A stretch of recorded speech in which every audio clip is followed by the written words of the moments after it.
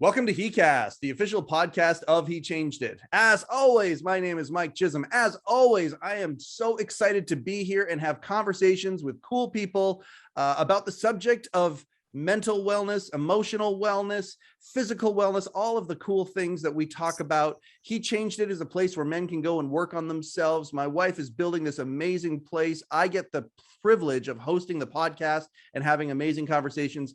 And I get the best job in this whole entire project. If you haven't downloaded the app yet, what the heck are you waiting for? Head on over to the Apple Store or the Google Store, download HeChangedIt, the He app. And if you haven't shared or subscribed to the podcast, again, what's going on, man?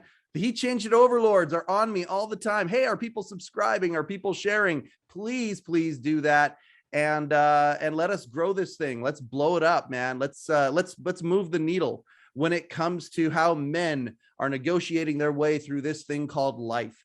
I have a phenomenal guest today, and I say that all the time, but I'm going to just give a little bit of a backstory. The guest that I have on today is a professional wrestler, not just a professional wrestler that I have worked with, but one that has worked all around the world. On this podcast, I've talked a little bit about how I dabbled my toe in the world of professional wrestling on the promotion side of things.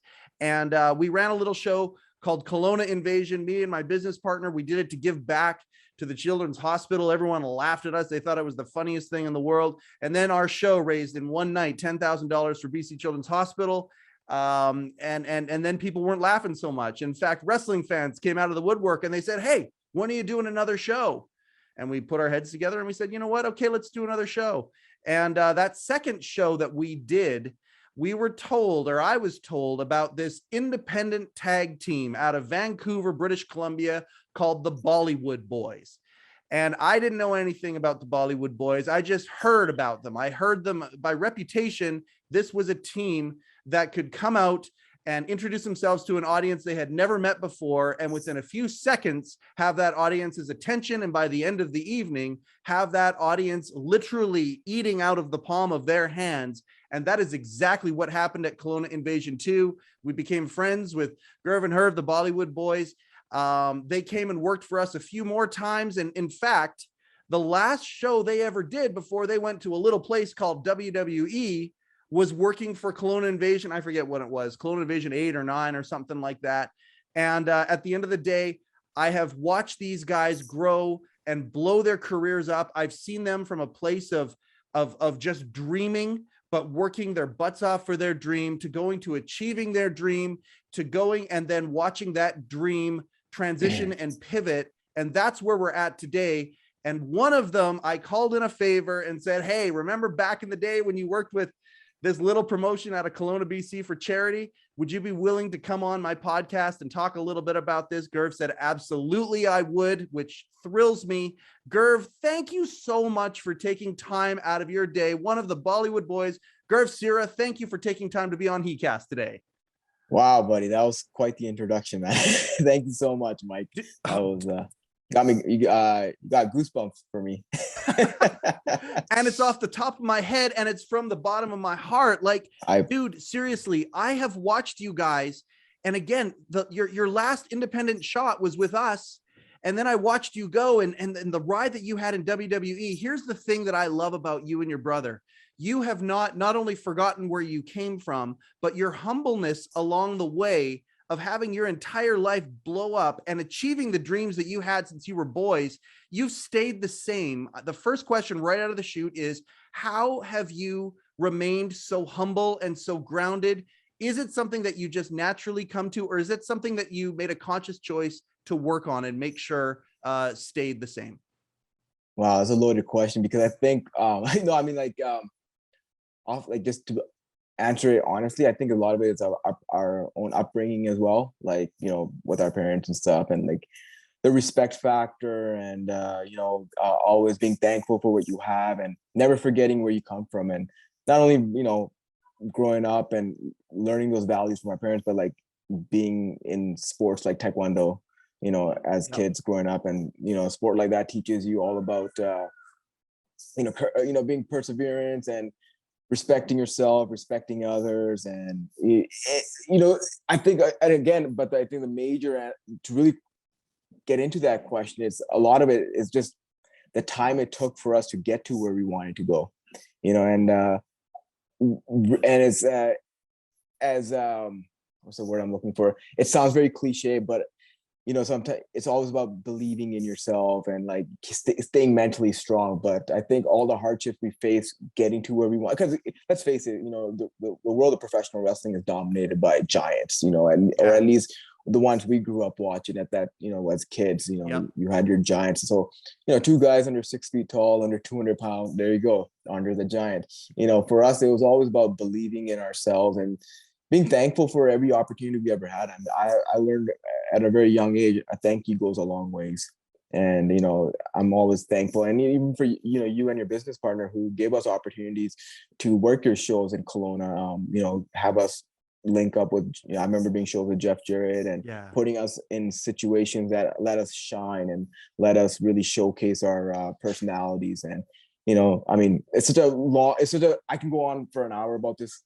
Absolutely. This question as for like what kept us grounded. I just think again, just being thankful for every opportunity we ever had, and just being thankful for having the support of everyone around us as well. So for that, that's where I'm going to leave it at. But no, it's a great. You've got so many awesome discussion points out of that answer. I mean, you think about family, and here's the cool thing: as you guys, it rings true to your true character, because again, as you guys blow up, I've got the privilege of being, on your personal Facebook. You're an independent wrestler and suddenly you're a superstar worldwide, all around the world, millions of eyeballs looking at you every week, watching the crazy stuff that you guys were doing on an international scale. And yet on your personal Facebook, what are the things that you're posting about? You're posting about your family. You're posting about your parents. You're posting about, getting married. You're posting about having kids. And these are the priorities of your life while you're having these amazing dream come true moments. The balance of the things that you were posting about, family was number one. And I mean, that's a really good, obviously showing the foundation that was built on. Another thing you talked about was mental toughness. And I mean, the world of professional wrestling is a world where, I mean, we've got people who are in sales who listen to this podcast or watch this podcast. And I mean, you talk about mental toughness, being able to handle rejection, being able to persevere. You talked about those two things there in particular. Before I get to some of the other things that you talked about, let's talk about success leaves clues. I mean, we hear that. You talk about a cliche. Talk about the mental toughness that you and your brother had when you were doing those northern tours, when you were working in these buildings that promised you there were going to be hundreds of people and there were maybe a dozen. And you kept persevering. You kept showing up, working and presenting yourselves. Another thing that you did, another cliche, you read these personal development books, they talk about, dress or act for the job that you want, not for the job that you have. You guys are the living example of that. You'd walk into these indie shows and you'd have gear that made it look like you were right in the WWE already. So mental toughness and perseverance, are those things that you two learned from reading books? Did you learn it from mentors? Where did you get that perseverance and mental toughness? And can anybody have those skills? I think anybody can have the skills, to be honest. Again, like it goes back to where we come from and as who we were. Like, for us having these huge dreams as kids to be WWE superstars or just professional wrestlers for that matter. I mean, when we broke in, it was the tail end of like, really the old school way of breaking into the professional wrestling world. Like, I mean, I started in Calgary with the Hearts, and you want to talk about mentors and like people I grew up idolizing and, having opportunity. I mean, I still remember, this is before like dirt sheets became available or learning where to find a wrestling school. There was not much in my area, or not that I knew of. So for me, right away, when I wanted to get into the world of professional wrestling, okay, Calgary, everybody talked about the Hart family. So, I sent a letter to the Harts and got a reply back from Bruce Hart and, hey, just pay us this amount of money and we'll get you going. So like, for me, like, I think also we grew up as fans of the business, which helped, when you see your idols like Bret Hart or like someone like Shawn Michaels, and you see these people, you're like, oh man, like I want to be like that. I want to achieve those dreams and do everything they're doing. And it goes back to even what you were just talking about, the Northern Hell tour. Like those were the reason we did those tours were because we read the books of Edge, Adam Copeland, Yep. who now is like a mentor, a friend who I can just text and be like, hey, you know, this is what's on my mind. What do you think? Or like someone like Brett, who was somebody we looked up to. Now he's a mentor, and not only a mentor, but somebody I can text as well. Be like, hey, like Brett, like, you know, I was working on my European uppercuts today. Do you want to give me any feedback? Or like, hey, Brett, like, you know, Brett was one of the first people to reach out to us after we got released from our jobs, and, you know, told us just to keep our head up and like, you know, keep plugging away, because he knows our story. He knows we started in his house in the dungeon, and, you know, always respected their family. And then somebody like Mick Foley, you know, who another person we looked up to, and, you know, another person that reached out, Randy Orton, somebody that we worked with. And like, you know, these are like legends and Hall of Famers who are looking out for two guys who, you know, going back to what you were saying earlier, like, yeah, we've lived our dream, but I don't even think we like scratched the surface as far as what we wanted to accomplish. Does that make sense? And I think that's totally. where like the mental toughness for us came in, because even our journey, yeah, it's great, like where we got to, but they were like, we wanted to accomplish so much. We had these dreams of becoming tag team champions, and you know, we wanted to, you know, work with certain tag teams like the Usos, or like, you know, have that opportunity to work with the bunch of talent that unfortunately we did not get to, but we got to work with them in other ways. So like for us, like it was always like, just stay motivated, you know, stay inspired, remember what brought us to the dance, so to speak, and remember the hardships we faced to get to where we were, you know, i.e. the Northern Hell tours. Okay, like you're not making much, but you're doing it because a guy like Edge did it and he got to the WWE. So we're like, hey, if Edge did it, why can't we do it and get to the WWE? You know, and a guy like Jericho, again, another person who like, hey, we talked to the way we broke the ice with Jericho. I remember, oh man, we can get into so many stories, and I'm excited. I got goosebumps just talking about it. Like, you know, just like how we got to know Jericho over the years was because of our connection with Winnipeg and working those Northern Hell tours. So like everything that we grew up watching, everything we grew up like picturing, everyone along the way has helped us in some shape or form. And I think that's what's kept us mentally strong. And even now, like, man, I don't know if I'm getting, you just please take control of the interview whenever you want. You but keep like, going, man. I got lots of stuff that I'm gonna ask you in reaction to this, but no, you keep going. Like, even when we got released and we got our phone call for our release, like literally we had just shown up to get in the ring and work out, and we were both, you know, in our wrestling boots, ready to have a practice, have to work out, and we got the release within like 90 seconds of each other. And we've told the story before, but it was more like, you know, instead of being defeated and feeling sorry for ourselves, we're like, no, like this isn't just an opportunity to get better, or like, you know, let's make the most of this situation and let's see where else we can, like, you know what I'm saying? Like it's not over. We're gonna get to that. Let's put a pin in that for a second, because we're gonna get to adversity in a second. I'm sorry. I get so passionate about just talking about it. I just started going off the rails. So please. Oh no, dude. And this is, but again, this is also one of those clues that gets left. And I want to go back to the beginning where you talked about it starts with a dream. Right. And I think that there are so many men out there right now who have forgotten how to dream. They dreamt when they were a kid. Maybe they dreamt when they were in high school. Maybe they dreamt whatever. And then life kind of takes over, the cliches, the peer pressure, the family pressure, the things that come down, that internal pressure where, you know, okay, gotta get the job or the wife or the school. Like we've had so many life coaches and counselors on it talk about this, and how people have forgotten how to dream, and they just kind of go with the flow, but the flow doesn't get people where they want to go. And and you not just started with a dream with your brother, you had somebody who was willing to accept you for that dream and also join you in that dream. I think that's a clue, but also you obsessed about that dream. And you even said your words, you even said like, when times were tough or whatever, we just went back to that dream. We just got back to the thing that inspired us most. And that dream kept you inspiring, but then you worked your ass off for that dream. And you didn't stop and you didn't quit. And I think that those are the things that sometimes people forget. You guys, I mean, I don't know how many people would have said this to you or not, but you guys were not even close to an overnight success.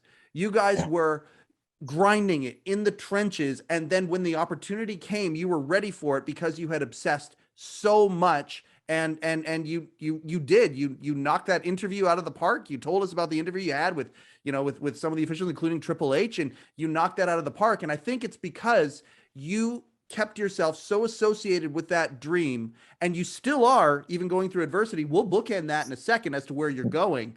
But how important do you think, for guys who are listening to this out there, guys who are, maybe working that job and in the grind and they're directionless, how important is it to identify a dream and then to grab onto it? How important is that to you, I Gurv? think I think it's very important because you need a motivation factor. And like, Yeah. you talk about for me at first when I got that dream, it was about myself and like, oh, okay, I want to make it to, WWE, or I want to become this big pro wrestler. So, Yep. but it's funny because that was beginning, and like, but your dream changes as you're on that road and the journey. And like, just before we got fired, like the 4 years, we had a 5-year run, which Yeah. is a long time, for in WWE. But like, it's funny, the dream almost changes, as I got married, as I got my son. So now it wasn't about me anymore.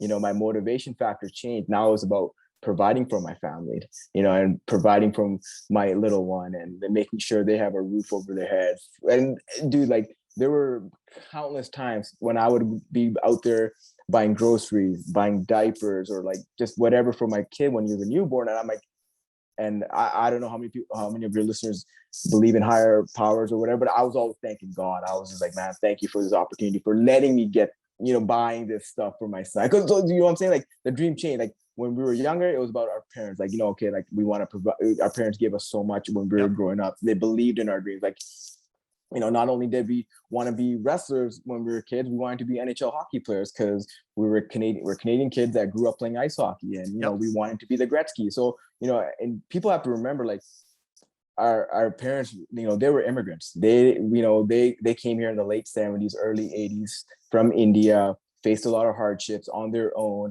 and so it's as a youngster, I don't know where I get this from, but I think it was our upbringing. A lot of it is like, so hearing our parents' stories and their struggles inspired me, inspired my brother. It's like, how can we give back to them, and say thank you to them for everything they've given us over the years. And like, hockey's not a cheap sport, like, especially for two boys. Like, we were like both playing ice hockey, and that stuff cost a fortune as well. So Absolutely. For our parents, our dad was he's still working to this day. He's 70 plus, and he drives a bus, and he's been driving for the last 30 plus years. So, it's funny, like, okay, now when we were breaking into the business, we want to do it for our parents, we want to do it for our father, but and we still do. But then as you get older, I'm talking about myself. Okay, now I want to do it for my family. I want to do it for, my kid, and provide for them. So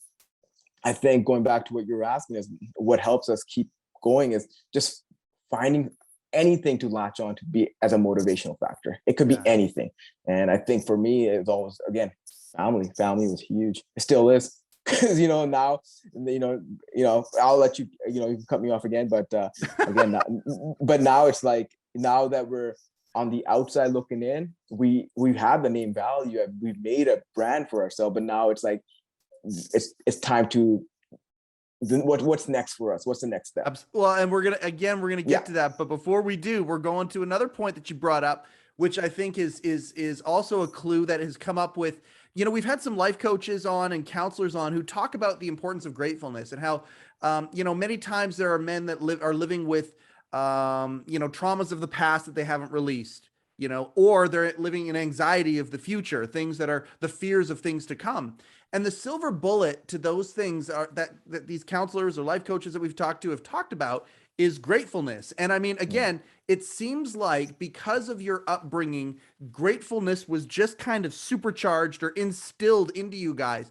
The idea of opportunity. You talk about your parents being immigrants and coming here to live a better life, to have a better situation to raise their family and adventure that too. Like, my God, they completely changed their surroundings, their culture, all that shit. And they've come here. And not only have they come here, there's the recognition of where we've been and the gratefulness that just comes with that seems to have been transferred to you guys naturally. You seem, Gurv, to be just a naturally grateful guy. And even knowing that, I mean, that is something that I'm sure that you're really grateful for.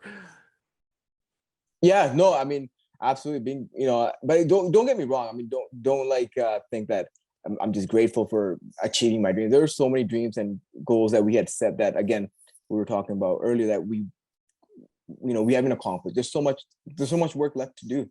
And now that's the motivation factor for me. And that's a key point. That's a key point too. Okay. Yeah. Because I think there's a lot of people out there too who might live in delusion. Like the difference between a fantasy and a dream, I think is work. You got to work for it. Absolutely. I mean, like, again, like, I'm not missing workouts. It goes back to, like, even when it took us 12, 13 years to get to the WWE. When we got the call to even, I don't know how many of your listeners know our backstory, but like, our call literally came after 7 years of actually knocking on the door, calling the office, and never hearing a yes. It was always no, not yet, no, not yet. But something, and this is, between the Hell tours and working shows for you, we were still sending emails and still making those phone calls to Stanford or wherever else we were looking for work. So it wasn't like, it's like just, oh, believe in your dream and it's going to happen. No, it was like a lot of like, no, a lot of like, go prove yourself. And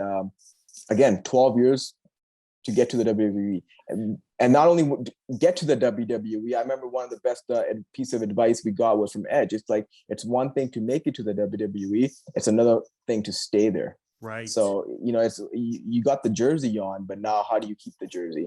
How do you stay on the team? So like, then you got to work even 10 times harder to just keep your spot, so to speak. Well, so, that's an important point too, that separates dream from fantasy, I think, as well. Yeah. I think with fantasy, sometimes people think, okay, I'm going to get to a point where I feel like I've made it. Yeah. And I don't know if it's delusion where they think life just stops and then everything just is whatever, I've made it, but that's not how it works. I mean, it's you get to a peak, and then once you're at that peak, you can take a look around and you can, take some stock, but then you go and you look at that next horizon and you say, okay, what's next? How does this evolve? How does this happen? Right. And that's where we're at now. That's where you're at now. And I want to talk about that. And that's where we're at now. We were also there just, the entire 5 years we were with WWE. Every time, it wasn't like we're just like happy to collect paychecks, it was never that. It was always like, and that's another thing I think your listeners should take away. It's like, there should be a purpose behind everything. It's like, again, going back to it, it's not like, okay, we're so happy, yay, we're here in the WWE, we're living our dream. No, man, people don't understand. Until you're in the inside, you have to remember this. You got to work 10 times harder to stay inside. Yes. You got to work. And there was a lot of proving our worth in those 5 years, and man, it's a pressure cooker of a job too. It wasn't like we're just like, okay, we're in the WWE, we're gonna go wrestle. I know it's like, people. I mean, it's a stressful place if you're not the top guy. You know what I'm saying? Yep. Like you always have to be working hard. You always have to like stay on top of you have to stay in shape. You got to you're on the road. You got to there's so many, but that's where it comes from. Like you got to find that motivation to keep you going. You know what I'm saying? So absolutely. Go ahead. Yeah. No. Hey man, I'm just okay. Believe it or not, Gurv, and I mean, you may not like, I'm sitting under the learning tree because I really, really am, because you're taking a lot of this wisdom and you're passing it on. That's another thing that I'm really grateful for about, as you found this success, you are so willing to take the things that you've learned and teach people about it. And it's been so fun watching that. And again, that pressure that you're talking about, like, I mean, I think about, the pressure of there's so many metrics that people view you by. They view you by, the ratings or the eyeballs, but also merch sales. And, okay, they made an action figure of you, but they're also checking out to see how many of those action figures sell and all the different things that you got to take into account. Are there times where the pressure got to you? I don't think so, to be honest. I know me and my brother at times would be like figuring out what we can do to evolve. That was a key right there, though, having someone in the trenches with you that is that close, literally, without being a brother, And no, we're lucky we had each other because, again, not just wrestling, but any entertainment field can crack you.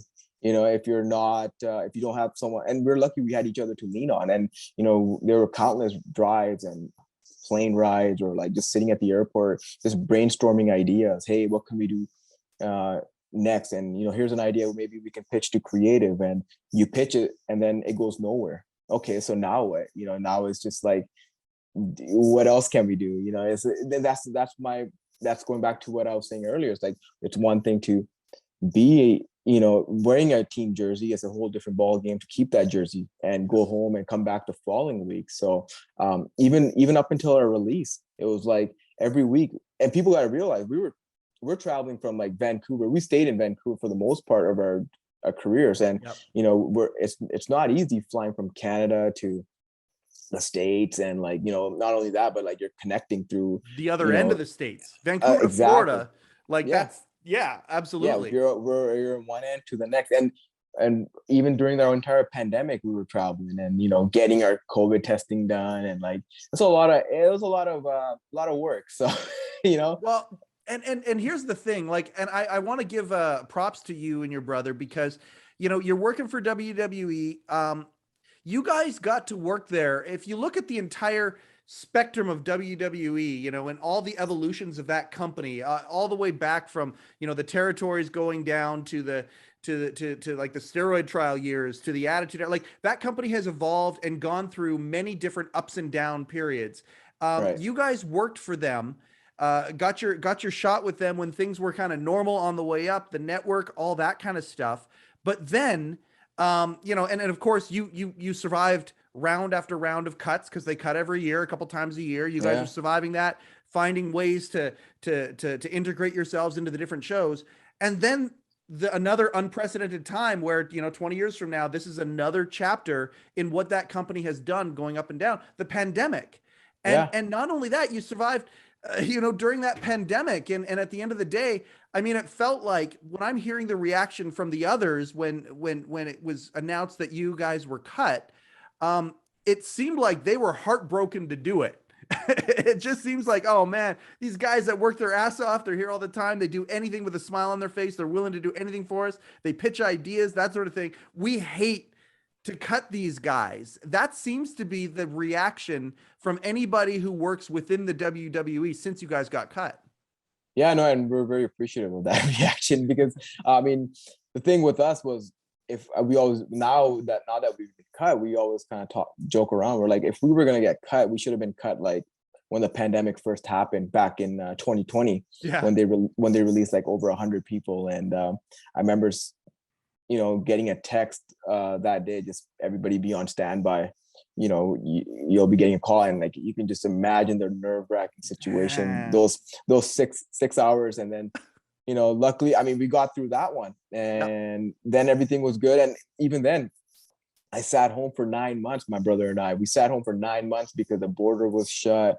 There was no air travel. They couldn't fly us into Florida where they were filming. So eventually, when we got the green light to start flying again, you know, again, we were taking these hellacious flights from Vancouver to Dallas, and then Dallas to Florida. And there's like maybe 1 or 2 flights, if that, going to Dallas or going to Florida. So like, we were hustling and bustling and making sure that we got on these flights. So, and not only that, we're getting, again, I was mentioning it earlier, we're doing all the COVID testing, the PCR tests that need to be done. So we were getting tested 4 times a week.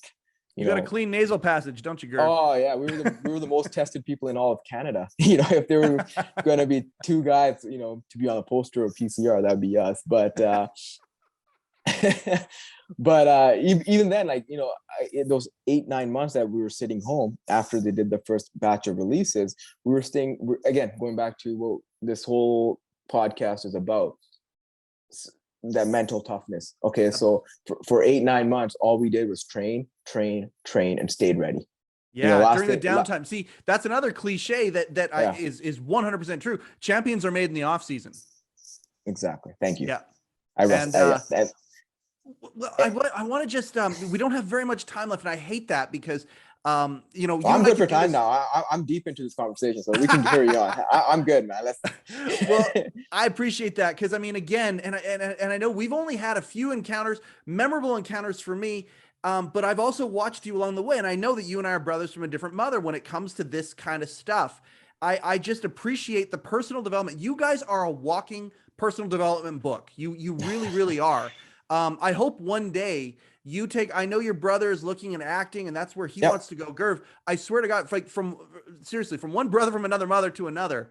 I hope that you do consider writing a personal development book one day, because Oh, I thank you. I just appreciate the fact that you are literally living these things, and these things that you're living leave clues for those of us that want to blaze our own trail but have always been too afraid to try it.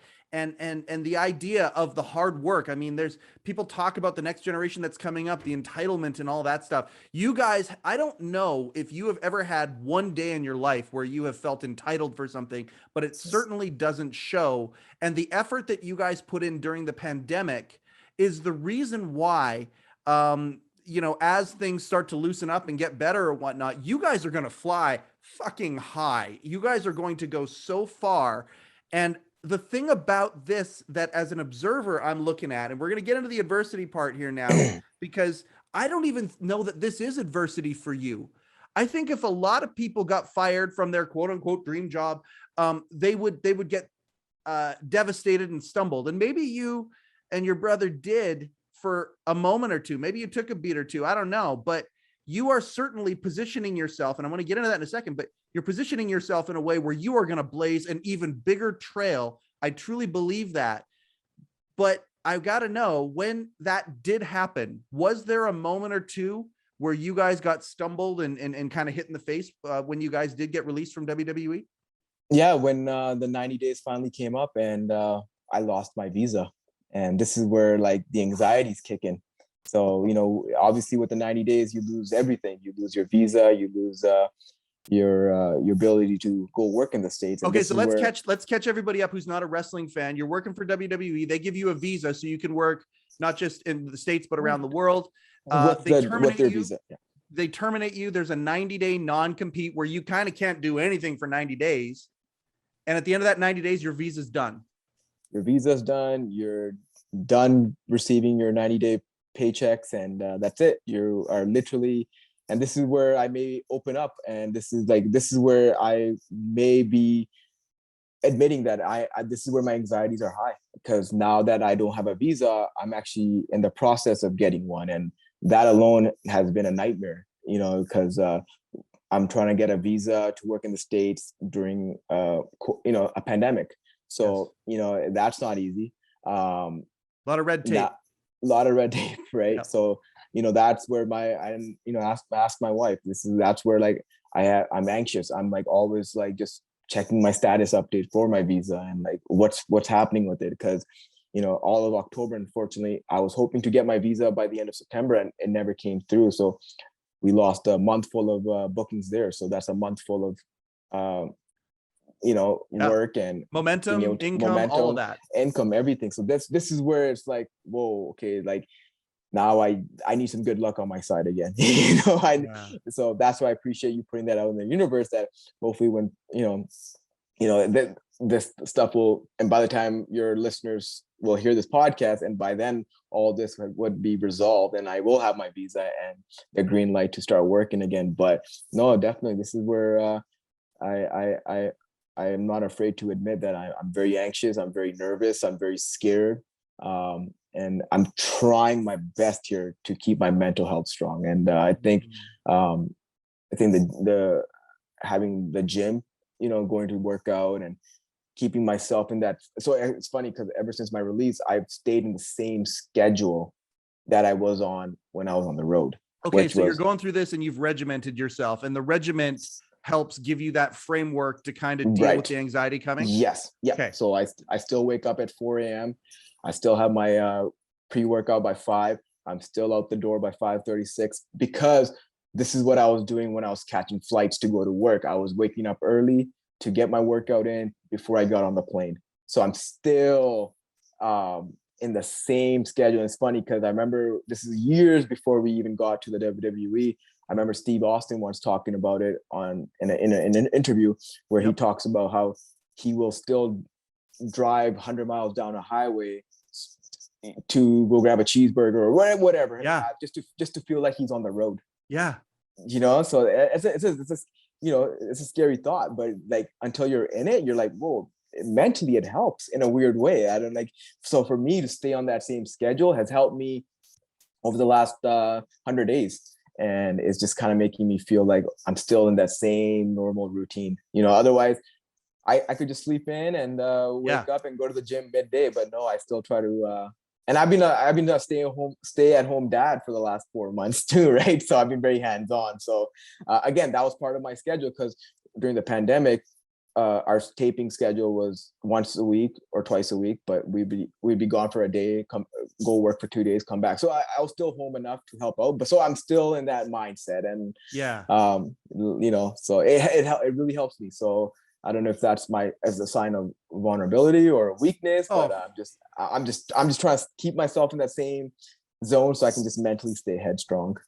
And I sometimes ask my wife, I'm like, I feel like if I don't, I might go into depression, because I'm just trying to stay strong. If I'm off that schedule, it's going to be rough.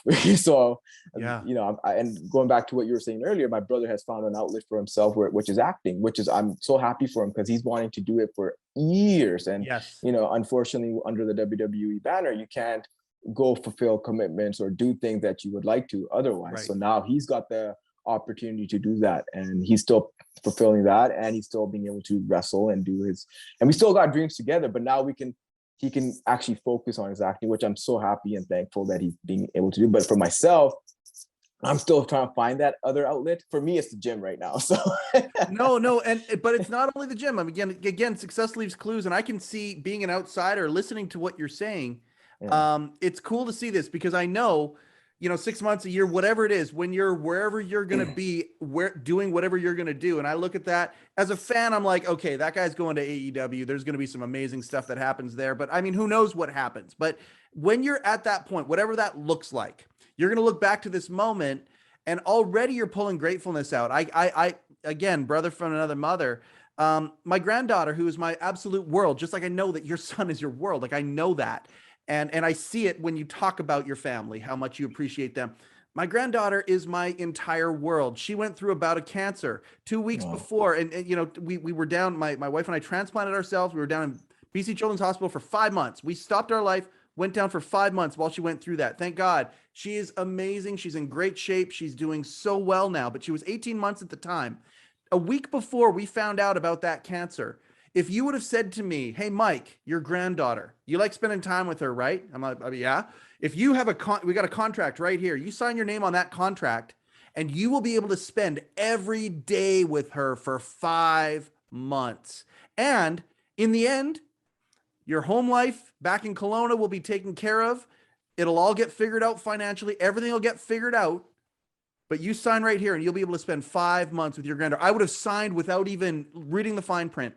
And I know for a fact that when you are where you're going to be, when this thing takes off again for you in the direction that it's going to go, you're going to look back at this moment and go, I got to spend, X amount of 100 days with my family every day. Yeah. And even that was a silver lining in being home during the pandemic, when I was sitting home for 8 months, waiting for the call to come back. I'm like, hey, at least I'm getting see my son's first crawl, or my my first his first little baby word. And even now, like, we've grown so close, so I'm very thankful for that 100%. But same time, the flip side is like, okay, now this is my motivation to get back to work, and this is my motivation to set up his future and my family's future, and have them ready. And like, the dream is far from over, let's just say that. And it's like, again, like I know this is 5 years WWE. Some people will be like, okay, what's next? Well, for us, I know, like, my brother, he wants to try the acting stuff, but for us as a tag team, there's so much that we still want to accomplish and do. And that's where it's just like, you gotta stay strong. And we're always like, after that first batch of releases that happened last April in 2020, it's like they had like 4 or 5 more releases after that. And I think we were number this is the sixth release, and at this point, how many releases can you really escape when they're releasing entire roster? It wasn't anything that we did or like we're getting punished for. It was nothing. It was just it's just the way the business is operating right now. I mean, who knows what the future holds? Who knows what the company is going through? So yeah, we're very lucky in sense of like, you know, we've been there, but now it's like, okay, let's get through this little hurdle and let's see what happens next. Okay, But I keep saying we're gonna put a pin in this, but no, we're sorry, gonna get to it. Just to cut you off, Go ahead. Like, just so I'm so happy your goddaughter, right? Granddaughter, yeah. Your granddaughter. Yeah. She's doing well. Cause I still remember when I talked to you about it and I was at the gym working out. This is like, I think 3-4 years ago, maybe 5 years ago or something. But I still remember that conversation that you and I were having. But just wanted to say that's no, awesome, and I appreciate man. that. I thank you for thank you so much for saying that. I can't tell you how much I appreciate it. And again, it's what you just said. You know, the thing that makes you grateful also motivates you. And I mean, how many things in our life are those two things? I think there's a key right there that we've just kind of stumbled upon. Think about the things in your life that not only are you grateful for, but also motivate you. Those are the things that are key things in your life, and that's something to focus on. And I swear, and I bet everybody's got something. Yes, everyone has to have some. There's nobody, I don't think, that has one motivating factor, whatever it is. Like, there's got to be something that motivates you to get up every morning. Like, you know, it doesn't have to be at 4 a.m. It could be any time, but something to, you know, chase your greatness, as The Rock likes to say. So, you know, absolutely. Well, and that's where mindfulness comes in. I think there's so many people that are on autopilot. And if they just stick their head up a little bit, like, you know, like a whack-a-mole, if they stick their head up a little bit and get mindful and ponder exactly what you just said there, everybody has something. Everybody has something that they're grateful for and that motivates them. Think about what that is in your life and go that direction. And that'll help you move towards even finding what those dreams might be for you. Yeah. And your dream might change as you're finding it. You know, you never know. Maybe, you know, maybe it's something else, like who knows, like, you know, but there's got to be something out there for everyone. And I think I'm still chasing my motive. I know what my motivation is. I'm just still chasing that dream. Yeah, brother. Okay. So we have set the table perfectly for how we're going to finish off this podcast. It's perfect. And I'm just going to give you a little backstory for those who aren't necessarily pro wrestling fans. I'm going to give a little bit of backstory, and then we're going to talk about where we're going. And again, this is how he's dealing with adversity. And I just appreciate that so much about you, Gurv, is how when something happens, you know, the old cliche, life gives you lemons, you make lemonade. Here's how it's done. When the Bollywood Boys were signed by WWE, all of us who had worked with them in the past, who had known their greatness that they have, and said, finally, it's going to be recognized on an international stage. There were a whole pile of us who, when they got signed to WWE, got I don't even know. It's a men's podcast. We got fan blue balls, okay? Because not only were they not the Bollywood Boys that we know, they changed their name, okay? They become the Singh brothers. All right. And suddenly this team that we have seen, if you just give them the ball, could go and take a crowd and mold that crowd and be every bit, and I'm not being hyperbolous when I say this, be every bit as entertaining as the greatest superstars of all time, including Hulk Hogan and The Rock. I have seen you take little audiences of 300, 400, 500 people who didn't know who the heck you were, right? 600, 700, 800 people actually in our heyday. And by the end of the evening, have them chanting butter chicken and laughing and just, you and your brother have this charisma about you that many of us who have seen that, watched you at WWE become good soldiers. You absolutely 100% adhered to the creative process that was given to you. You did it with smiles on your faces. But those of us who knew you said, holy smokes, this company has no idea what they have in, as Jericho likes to say, Gurv and Herv, as he likes to call you guys. They have no idea the charisma monsters that they have with the Bollywood Boys. Now that the company has released you, you've climbed the mountain. You have gotten to that place to look to that next horizon. You have had so many bucket list moments. but you did it on their terms. Now that you have your release, you can go back using and leveraging the amazing things that have happened. And you two can go back and take the ball where you may not have had an opportunity to take the ball like you did with WWE. That's the way that I see it. Is that how you see it?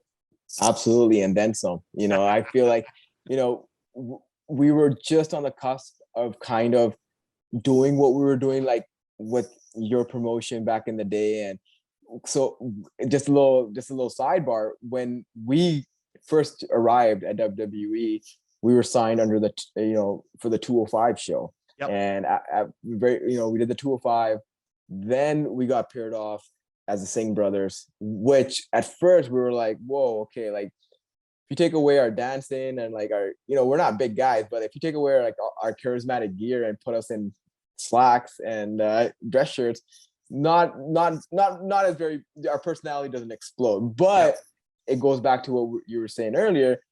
We were like, we're gonna make it work. We're gonna do the absolute best. And I think having that mindset kept us going. We were eager when we were in that program with Randy. We're like, hey, let us take the bumps, let us whatever. And that's the stuff that put us on the map, and which is what I think helped our careers there. And because then they were like, hey, these kids can bump and feed, they make everyone look good. So just before our release happened, we were working pretty hands-on with, like Shawn Michaels down at the Performance Center, because he was there for NXT tapings, 205 tapings. So we were, hands-on with him as far as like character stuff, character development. And I think that's where what we were doing on the independent scene back in 2015, 14, before WWE, you take that and then you throw in what Shawn Michaels is telling you. Then you got the total package. So, and that's where we were at when our confidence when our release happened, our confidence was through the roof. You could put us in the ring with anyone, any tag team, and we would have kept up. We would have we know we could have delivered. So, but yes, that's where now outside looking in, on the independent scene again, we're gonna take everything we've learned, and we've learned from some of the best ever. Like and now you take that and you bring it and teach the new generation or the up and comers, and you do what we've learned. I think we're in a good spot. I think we're excited as far as what the future holds, because we're excited because again, I feel like we haven't even scratched the surface with our whole Bollywood character yet. I'll put our charisma and our personality up against anyone, and I feel like we can outshine, and we're just ready to show that.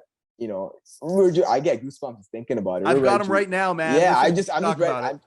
I'm just I don't even really want to talk about what we want to do. We just want to get going, and I just want to get this visa situated.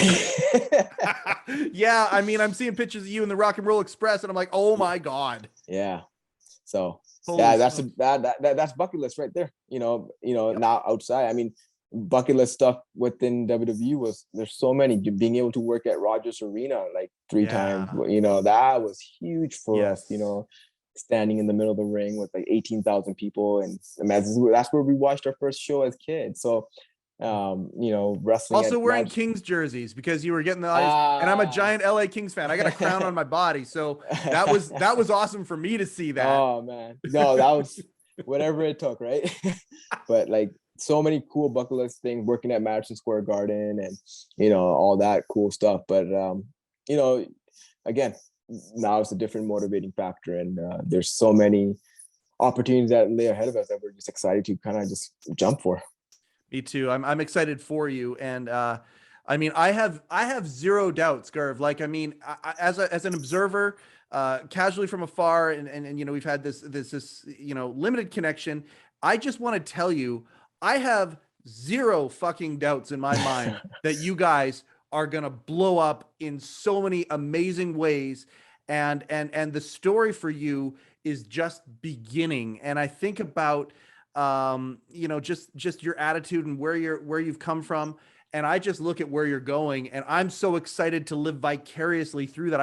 I've said that to you a few times as you've put up some of the memories and moments, things that you have gotten to experience as your Bret Hart moments, or your some of the different pictures you put up with you and Orton, and some of the things that people have said to you. I've been living vicariously through you as you've been living your dream.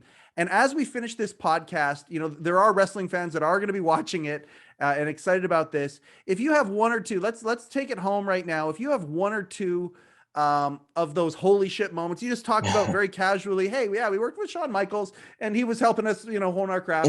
Holy shit, you get to say that.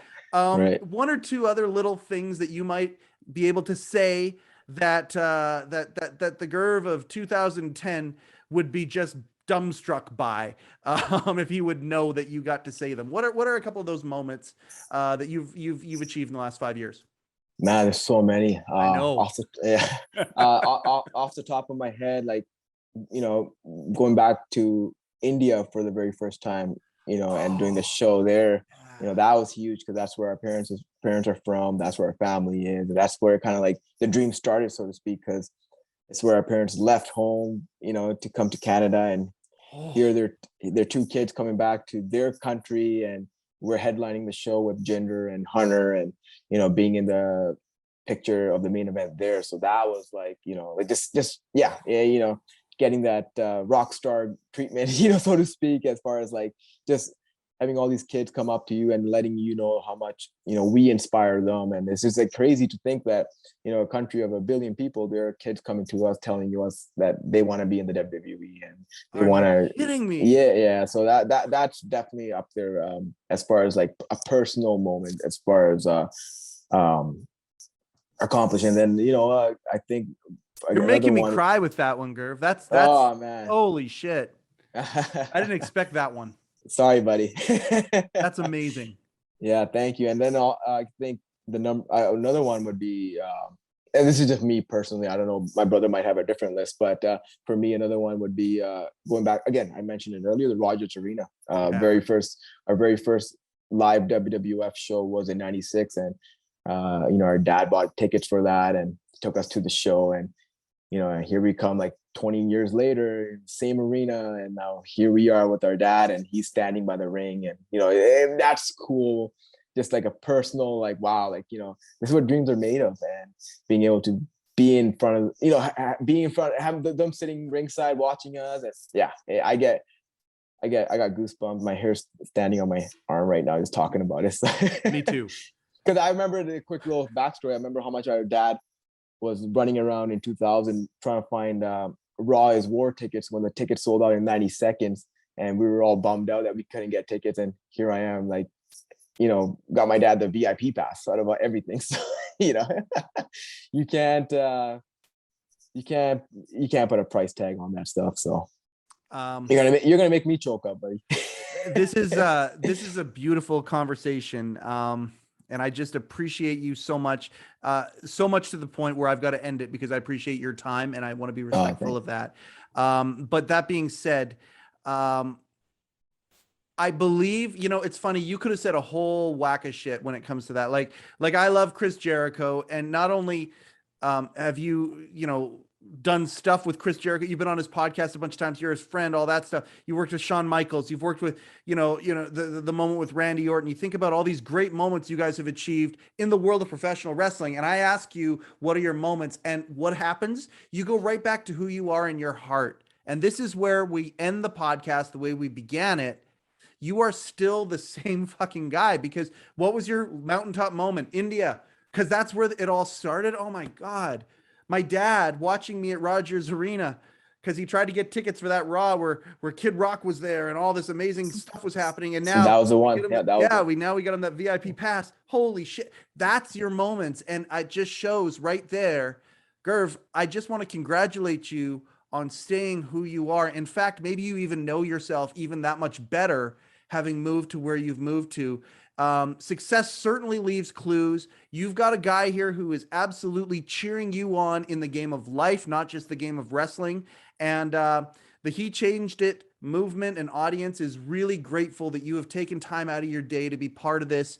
I know that our paths are going to cross again somehow, some way in the future. I just want to say thank you for everything that you've done, from being a part of our shows at the beginning to raise money, for Children's Hospital, one of the charities where that fixed my granddaughter. Isn't it crazy how things come full circle?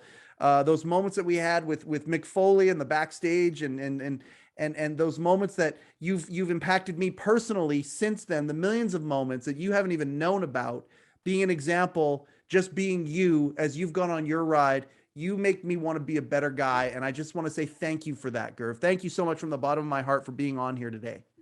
Thank you for those beautiful words, man. I really appreciate it. And, your enthusiasm, your outlook on my career and what I've done inspires me to keep going, like, as much as everything kind of, it may suck at times, which it does. Don't get me wrong. Like I It said, always does. My anxieties right now are through the roof as far as just getting going again and, just staying headstrong. Even before we jumped on this conversation, I was on the website to see if my visa had been, approved or whatever. So, but that's another story. But again, these words that you just embrace me with, keep me humble and keep me going. So I'm very appreciative. Thank you so much for that. My man. Thank you. Before I do the outro here, if people want to find you, where is the best place to find you? Throw your social medias out there. At Bollywood Boys on Twitter. With a Z, right? Z, yes. I believe my Instagram is at Gurv Sihra, Gurv Sihra. Yep, straightforward. And my brother at Harv Sihra. So yeah, we share the same Twitter and separate Instagram, but that's it pretty much. As for bookings or any appearances, Bollywood booking10@gmail.com. I can send you all that information. You can send it to us, and we'll make sure we throw that out to our channels too. And I'll throw that out in my professional wrestling channels as well. And awesome. God damn. Okay. So, Gurv and I could do this for hours, but we're not gonna. But I hope that another time we can do this in another way, another form somehow, as He Changed It blows up. One of the things that we're going to be doing as an organization, I'm not trying to speak for the organization, it's my wife's organization, but we're going to be moving closer to the people that took off with this idea with us from the beginning, including podcast guests. So Gurv, we're gonna certainly try and make our paths cross more and more, and try and make this world a better place. Thank you for being you. Thank you, audience, for coming down here to spend time with us here on HeCast, the official podcast of He Changed It. Again, if you haven't downloaded, what the heck are you waiting for? If you haven't shared, subscribe to the podcast. Again, please do that, so the He Changed It overlords don't come down too hard on me. We got to get these numbers going. We got to get to metrics driving, and we got to get the He Changed It universe becoming what it's going to be, an organization that helps move the needle when it comes to men's mental wellness, performance, and all of the health benefits that we are going to promote. Thank you so much for your time. My name is Mike Chisholm. That's another episode of HeCast, the official podcast of He Changed It. Go change something.